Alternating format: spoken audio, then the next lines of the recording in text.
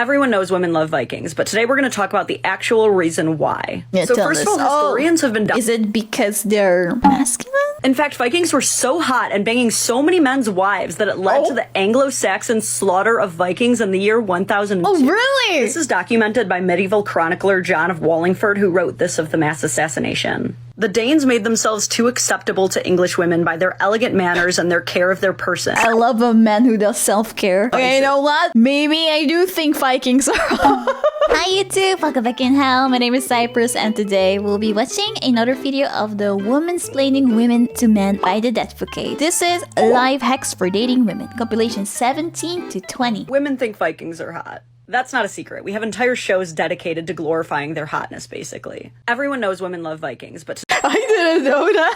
When are they going to tell me about that? Not that I think Vikings are not hot. Like, it depends on the person. I'm not gonna say all Vikings are hot, because they're not all hot. And that's just the truth. Some of them are hot. Today we're going to talk about the actual reason why. Why are women asking their man what they would do if a coworker baked them a pie, and what's the right answer? This all started with a viral video where a woman is telling a story about how one day her boyfriend came home with a pecan pie. And she's like, oh, where'd that come from? He goes, oh, my coworker made it for me. And she's like, which coworker? And he said, Julie. She immediately becomes skeptical of the whole situation, and she even calls Julie to be like, what were your intentions with that pie?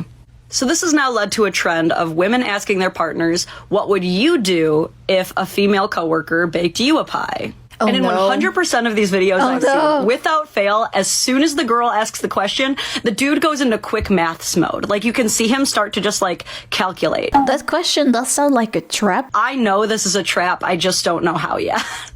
One dude got a little too defensive. As soon as she was like, what would you do? He was like, I would throw it away. She's like, you just throw it away right in front of her. So I thought I would womansplain this phenomenon a little bit more in case you get hit with the pie question. So to be very clear, the question is not, would you bring the pie home? Of course you would. The question is, why is your female coworker baking you a whole ass pie? Honestly, I would be questioning that too. If your female coworker is baking you a pie, I would be like, why the fuck is she baking you a pie? Because females will not just out of nowhere just bake you a pie. So that does make me question their intentions, you know? If there is no reason and she just baked you a pie, I'm like, why would she do that? I will not question you while you're bringing it home though. Pie is pie, as long as you give me a slice too. Now your problem is that you don't know why this coworker baked you this pie because you just got here and this coworker doesn't exist. So your goal to succeed at this riddle is to give your partner the most logical and platonic reason you can think of for why your coworker gave you a pie. You gotta be like, well, she probably has some kind of like Instagram baking page where she just indiscriminately needs more content to push out, and I got lucky. Although this is silly though, because the coworker doesn't even exist. What is the point of asking this question? Honestly, I'm confused about that. To get a pie because that's the only way it could have happened, because I would never lead on a coworker. She just wants a little reassurance. That's how you answer the pie question. But I find the pie question stupid though. I love women, I just find this question really dumb. Like, sure, if you're asking this question when there's actually a coworker that gave your partner a pie and you ask it, sure, but I'm confused. What are you supposed to do with that when there is no coworker? I'm making this one because it is such a hard and sensitive topic, but here we go. Many of y'all have asked me to womansplain what to do if you are in a dead bedroom phase. If you don't know what that means, first of all, congrats. But secondly, it's when two people who love each other aren't really consistently, if at all, anymore in the bedroom. And this can affect both men and women. I just more often hear men asking about it. And they're all like, what happened? She was a freak when we met. Yep, that was before she shared an entire mental load with you. Look, I know women have just as high of fun drives as men do. The issue is that we also get more mental roadblocks. Like, she could actually be really revved up, but then suddenly noticing that the bag of trash you said you'd take out 2 days ago is still sitting by the door will shut her right down. More and more studies are showing that there is a correlation between housework and a healthy love life. This is one article that discusses the findings from the Journal of Family of Psychology, but there are also studies by the Journal of Marriage and Family, a study by Cambridge University, a paper in the American Sociological Review. So there is a lot of evidence to suggest that more equitable labor division will get you laid. They actually have a word for it. They call it chore play.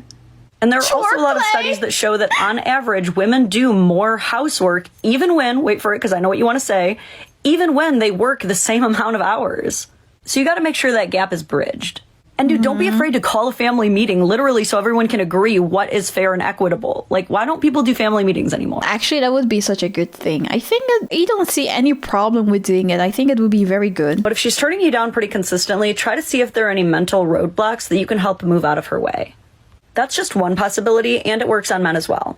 I can personally say that I'm a lot more relaxed when I'm walking past a clean sink and things put away in the living room on my way up to the bedroom. Oh, for real? Oh, Me here's our new too. bed frame, by the way. We have fun. Work hard, play hard, guys. Love your content. Do you have a video about why women hate the shower curtain being open? What? Wait. What? I guess I've never thought about it, but you have just made me realize that I do hate the shower curtain being left. I don't hate it. I opened the shower curtain. You're supposed to close it, but it makes more sense to me to open it. And he means like while you're not using the shower, while no one's using the shower. Yeah, I it's know, still but- being left open. And like, yeah, I guess I prefer that it stays closed. I prefer now, there it is a open. scientific reason for this. It's not my reason. I'll get to my reason in a second. But because confirmation bias is one hell of a drug, I did decide to Google it to see if there was any scientific relevance. And there is. Oh, there is? Apparently, when water droplets get caught in the folds of the curtain while it remains open, it can lead to mold and mildew buildup. And so it's best to close it so that it can dry faster. But that's not my personal reason. My personal reason for liking them open is pretty much the same reason for everything seemingly weird that women do to men, which is the magic word aesthetic. So like I'm in the kids' bathroom and it's superhero themed, right? And I'm Yes. sorry, but I did not pay a bunch of money for a cityscape shower curtain. Okay, for there to yeah, be no okay. damn cityscape, okay? You know We what gotta it keep is it for open. me though? I watch too much horror and I have too rich of a fantasy. Every time when the curtain is closed, I don't like it because it gives me the feeling that someone is hiding behind it. Someone could be there. I like to have it open so I know that there is no one there. But also, she says for aesthetic reasons, right? Like I can understand it if you have like a really cool print on your shower curtain. But the ones that I've had were just, you know, plain ones with not really a pattern on it. So I feel like there was more room in the bathroom if you left it open than when you closed it. I felt like it made the room like smaller, so I prefer to leave it open. So number one, so I know no one is hiding there. Number two, I just feel like it looks better because it makes the room feel bigger. This is our master bathroom. We're working on kind of like a mocha olive green theme. Okay, look, we're gonna need a little bit more composition here. Beautiful. Now is your I don't shower gonna like turn into a it. swamp thing, bog cove if you leave it open? No, dude, calm down. But I do think one of the kindest things a man can do when he enters a woman's life is to not take those little aesthetics away from her. And I say That I kind because agree whenever with. you do That I do agree with. when you full well do not understand why this dumb little thing brings them so much joy, but you do it, you close the shower curtain anyway because you know it will bring them that small joy, that's kindness. It's not I the bare agree. minimum. It's not something you're expected to do. It's not something you should be doing necessarily, right? But it is that extra kindness that goes a long way. So again, ladies, you will not die if it is left open, but men, remember, aesthetic. We like that shit. Well, apparently a lot of women like it closed, but as you can see, this doesn't count for all women. But that was interesting. I didn't know that either, that most women prefer it closed. I didn't know. Today I'm going to try to womansplain the age-old question, why is it that women seem to go for the jerk over the nice guy? So it's not necessarily that we try to go for jerks. I don't think anyone actually tries to go for jerks. I mean, I see some people on the internet like say that that's all women want, but that's not it. They just happen to be jerks in the end. Quality that we find attractive is well-placed aggression or Well-placed well-placed aggression? assertiveness, which is what I would describe as masculinity. Oh, yeah, I get it. Like, if I look at myself, I like it too. Someone who, like, speaks up when it's needed to, I guess is what she's saying. Like, does the thing that is needed in the moment. And I guess jerks do that as well. Our problem is that we don't always recognize very well if that aggression or assertiveness is actually well-placed. Yeah, that. So what do I mean by well-placed aggression and assertiveness?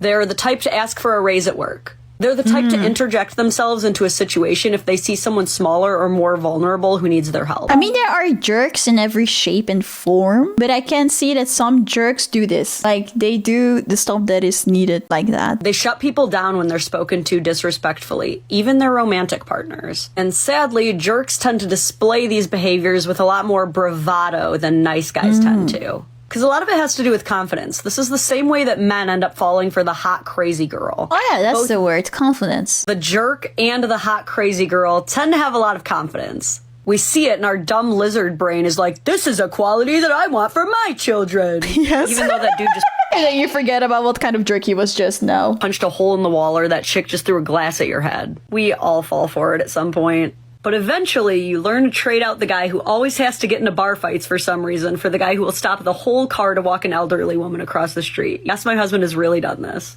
You learn to date the guy who reads his nephew bedtime stories every week instead of the guy who calls other men the wrong names on purpose to establish dominance. Or That's you keep dumb as dating fuck. jerks forever and then wonder why you're miserable all the time. You're an adult. Listen, I think mistakes can happen. You do stuff and you learn from it, but I just find it stupid when in the end you say like, why do I only attract jerks? And I'm like, couldn't you like reflect a little bit more and see that you're picking out the jerks? Not saying you're into jerks, but you're blind for the jerk quality of the guys that you're picking. All right, man, let me womansplain something about women that's going to make your life a lot easier because it's true for all of us. Like across the board, it is a universal fact about women. Tickling is dangerous. I will okay? punch Because you if you tickle we me. all hate it. Yes. All of us. Truly, Yes. we hate it. Yes. In the whole universe, there I might, don't know anyone who likes being tickled. in the whole universe, there might be like 2 women who like tickling, and we don't claim them.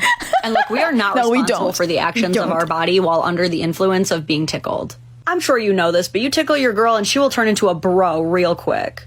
Our body reacts like our dog just stepped on a bee. We just start swinging. I will kick you. I will punch you. I told you to stop and you're not stopping. That's your own fault. Ailing around like a wacky, wavy, inflatable arm man, dude. There is no fight or flight when we're tickled. Just fight. It's like adding water to a gremlin, bro. Just don't do it. Because it'll go from, stop it, to finish him real quick. And I usually say that the type of response that you get to a move you make is wholly dependent on how attractive that girl finds you. But trust me, being hot will not save you here. You could be Dwayne The Rock Johnson and homegirl will still accidentally clothesline your ass if you come for them pits. And I know what you're thinking. I wouldn't start something I can't handle. Bro, you're wrong. You thought The Exorcist was bad? Shorty's gonna have the ragdoll effect of a Skyrim character after they just got clubbed by a giant. It's like putting yourself at 5 stars in Grand Theft Auto, my guy. But I know some of you guys are still gonna try and do it, because deep down you got a little bit of that Joe Exotic in you. You like poking the bear. It's fun to you, right? Guess what? We know your spots too, motherfuckers. We're coming for those feet. And if the feet don't work, we're coming for the knee pits. We're coming for the hip bones. We're coming for that little spot in the small of your back you think we don't know about. We know your tickle spots too. So just try us. And quit laughing. I'm trying to look intimidating. I'm sorry. How did she know I was holding in my laughter? Women think Vikings are hot. That's not a secret. We have entire shows dedicated to glorify. I don't relate, but let's go. Everyone knows women love Vikings, but today we're going to talk about the actual reason why. Yeah, so tell first us. of all, historians have been Is it because they're masculine? documenting women's chronic thirst for Vikings since the late 8th century. In fact, Vikings were so hot and banging so many men's wives that it led to the Anglo-Saxon slaughter of Vikings in the year 1002. Oh, really? This is documented by medieval chronicler John of Wallingford, who wrote this of the mass assassination. The Danes made themselves too acceptable to English women by their elegant manners and their care of their person. They combed their hair every day, bathed every Saturday, and even changed their garments often. I love a man who does self-care. Set off their persons by many such frivolous devices. Okay, you know what? Maybe I do think Vikings are. In this manner, they laid siege to the virtue of the married women and persuaded the daughters, even of the nobles, to become their Damn. concubines. I mean, it is a hell of a thing to admit that they murdered all those chads just because they took baths. But that's the thing. Historians and archaeologists cannot shut up about how hygienic Vikings were.